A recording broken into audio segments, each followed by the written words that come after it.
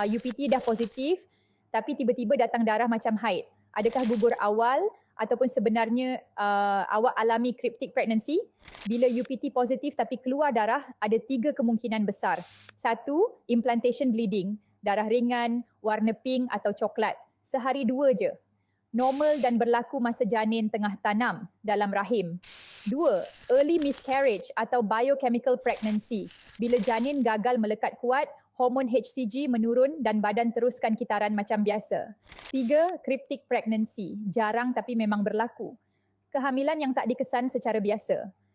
Hormon HCG rendah, jadi UPT samar atau negatif. Kadang-kadang masih ada pendarahan ringan setiap bulan, jadi orang ingat. Janin tetap membesar tapi tanpa simptom kehamilan jelas. Biasanya berlaku pada wanita dengan kitaran haid tak teratur, PCOS atau hormon tak stabil, berat badan terlalu rendah atau terlalu tinggi, baru lepas gugur atau hormon belum stabil. Apa perlu buat kalau alami situasi ini? Ulang UPT lepas 48 ke 72 jam. Scan rahim dan buat ujian darah HCG.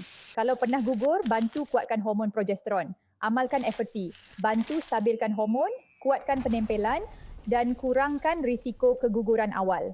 Kadang bukan tak lekat, tapi tubuh belum bersedia nak pegang janin kuat. Jangan putus asa. Sayang diri awak dulu, jaga hormon setiap hari. Follow saya untuk lebih banyak info TTC, hormon dan kehamilan yang ramai tak tahu tapi patut tahu.